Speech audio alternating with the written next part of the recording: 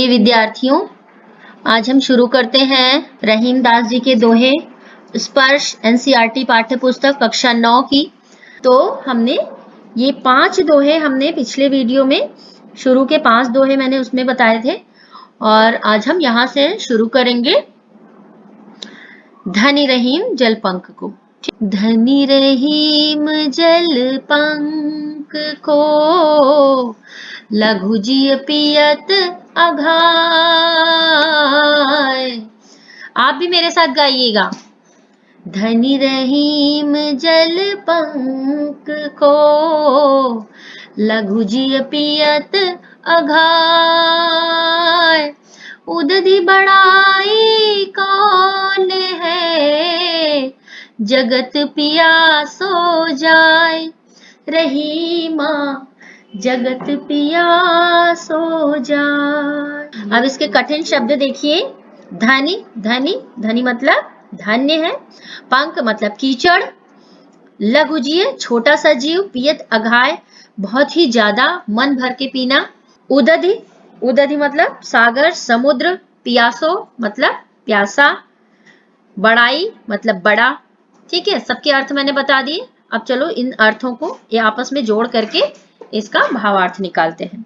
तो रहीम दास जी कह रहे हैं कि एक कीचड़ का पानी जिसको हम गंदा समझते हैं और उसको पीते नहीं है क्योंकि उसमें पानी की मात्रा जो है वो बहुत ही कम होती है। पानी कम होता है और गंदगी ज्यादा होती है। फिर भी उसमें अनगिनत सूक्ष्म जीव, बहुत ही छोटे छोटे जीव उसमें होते हैं और उससे वो अपनी प्यास बुझाते हैं। इसलिए यह कीचड़ का पानी धन्य है।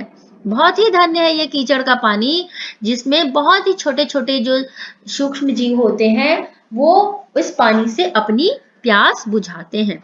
अब उदधि बढ़ाई कौन है जगत पियासो जाए। लेकिन इसके विपरीत विशाल सागर का जल जिसकी मात्रा बहुत अधिक है। बड़े बड़े सागर होते हैं, कितना सारा उसमें पानी होता है, लेकिन वह जल जो है वो व्यर्थ है, बेकार है, क्योंकि उस जल से कोई भी अपनी प्यास नहीं बुझा सकता क्योंकि वो खारा होता है। उस पानी को कोई भी नहीं पीना चाहता है ना। अतः कहने का मतलब यह है कि बड़ा होने से कोई भी फायदा नहीं है अगर आप किसी की मदद नहीं कर सकते। अगर आप बड़े हैं, अगर आप बड़े इंसान हैं तो आप किसी की मदद कीजिए, तब तो आपका बड़प्पन है। लेकिन बड़े होने पर अगर आपका वो बड़ापन किसी के काम नहीं आ रहा है तो वो व्यर्थ है। अगला दोहा है नाद रीझि तन देत मृग नर धन हेत समेत। नाद रीझि तन देत मृग नर धन हेत समेत। ते रहीम पशु ते अधिक रीझेउ कछु न देत। रहीमा रीझेउ कछु न देत। देखिए इसके कठिन शब्द क्या है। नाद नाद मतलब आवाज, संगीत की ध्वनि, उसको हम क्या कहते हैं, नाद कहते हैं। रीझ रीझ मतलब खुश होकर के, प्रसन्न होकर के। तन देत तन मतलब शरीर। देत मृग मतलब मृग मतलब हिरण। देत मतलब देता है। कहने का मतलब यह है, रहीम दास जी कहते हैं कि जिस प्रकार हिरण किसी के संगीत से खुश होकर के, हिरण जब संगीत सुनता है तो उसके प्रति वो अपना शरीर तक न्योछावर कर देता है। ठीक इसी प्रकार कुछ लोग दूसरे के प्रेम में इतना रम जाते हैं, इतना वो उसमें रीझ जाते हैं कि वे अपना सब कुछ न्योछावर कर देते हैं। लेकिन दूसरी ओर कुछ ऐसे लोग भी होते हैं जो पशुओं से भी बदतर होते हैं। ते रहीम पशु ते अधिक, पशु से अधिक।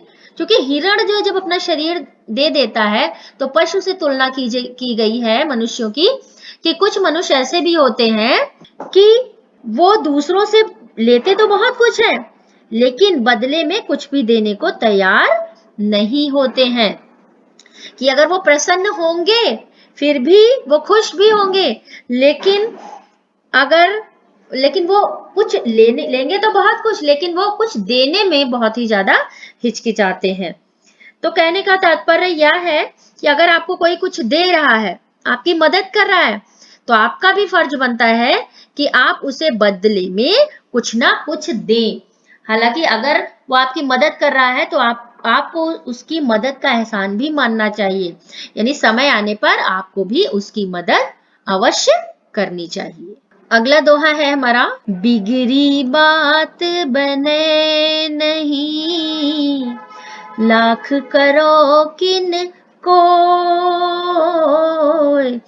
बिगड़ी बात बने नहीं, लाख करो किन को, रही मन फाटे दूध को, मथे न माखन होए, रही माँ मथे न माखन हो। बिगड़ी, बिगड़ी का मतलब बिगड़ी, बिगड़ी बात। कहने का तात्पर्य है, यहाँ पर रहीमदास जी कहते हैं कि बात जो है अगर एक बार बिगड़ जाती है तो लाख कोशिश करने के बावजूद भी उन रिश्तों को या उस बात को पहले जैसी स्थिति में लाना बहुत ही ज्यादा मुश्किल हो जाता है। उन बातों की कड़वाहट से रिश्तों में पहले जैसी मिठास जो है वो नहीं रहती। रहीमदास जी ने इसका उदाहरण किससे दिया है? दूध से दिया है कि रहीमन फाटे दूध को मथे न माखन होए, कि दूध अगर फट जाए एक बार तो उसको जो है मथने से, कितना भी आप उसको कोशिश कर लो, उसको मथने से मक्खन नहीं निकाला जा सकता। कहने का तात्पर्य यह है कि हमें कोई भी बात बोलने से पहले 100 बार सोचना चाहिए कि ये हमारे लिए ठीक है, जो बात हम मुंह से निकाल रहे हैं ये अगले के लिए अच्छी है या फिर बुरी है, उस पर कैसा प्रभाव पड़ेगा। इन सब बातों को सोच कर ही हमें अपने मुख से कोई भी बात निकालनी चाहिए, क्योंकि अगर कोई बात बिगड़ जाती है तो उसे सुलझाना बहुत ही कठिन हो जाता है। अगला दोहा, ये बहुत ही फेमस दोहा है ये वाला, अधिकतर आपने सुना भी होगा गाते हुए लोगों को। रही मन देखी बड़ेन को, लघु न दीजिए डार, रही मन देखी बड़ेन को, लघु न दीजिए डार, जहाँ काम आए सुई,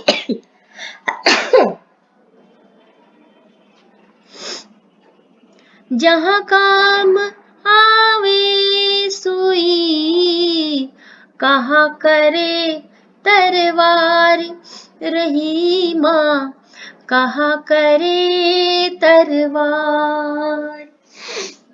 रहीमदास जी कहते हैं, देखी बड़ेन को, बड़े व्यक्तियों को देख करके, लघु मतलब छोटा, कभी भी अपने मन को छोटा नहीं करना चाहिए। रहीमदास जी क्या कहते हैं कि हमें जो है कभी भी बड़ों को देख करके अपने मन को छोटा नहीं करना चाहिए, क्योंकि जहां जो काम एक सुई कर सकती है, सुई से उदाहरण लिया है इन्होंने, कि जो काम जो है वो छोटी सी सुई कर सकती है, उसे तलवार से नहीं किया जा सकता। सुई से कपड़ा सिला जा सकता है, लेकिन तलवार देखो कितनी बड़ी होती है, सुई की तरह ही होती है, लेकिन उससे हम कपड़ा नहीं सिल सकते। अर्थात यहाँ पर रहीमदास जी यही कह रहे हैं कि किसी भी चीज को कम नहीं आंकना चाहिए, क्योंकि हर चीज का अपना अपना महत्व होता है। रही मन निज संपत्ति बिना, को न विपत्ति सहाय, बिनु पानी जो जलज को, नहीं रवि सके बचाए, रही माँ नहीं रवि सके बचाए। यहाँ पर देखिए कठिन शब्द, निज मतलब अपना, संपत्ति धन दौलत, को कोई, विपत्ति मुसीबत, सहाय सहायता या फिर मदद, ठीक है। और यहाँ पर जलज, जलज का मतलब कमल होता है, रवि का मतलब सूर्य होता है। चलिए अर्थ देखते हैं कि रहीमदास जी कहते हैं कि जिसके पास अपना धन नहीं है, व्यक्ति के पास अगर धन नहीं है तो उसकी मुसीबत पड़ने पर भी कोई भी सहायता नहीं करता है। कोई गरीब व्यक्ति होता है तो उसकी सहायता कोई भी नहीं करना चाहता है। जैसे अगर तालाब सूख जाता है, अब इसकी इन्होंने उदाहरण कैसे लिया है तालाब से, कि अगर तालाब सूख जाता है तो उसे सूर्य जैसे प्रतापी भी नहीं बचा पाता, कि अर्थात मेहनत से कमाया हुआ धन ही मुसीबत से निकाल सकता है।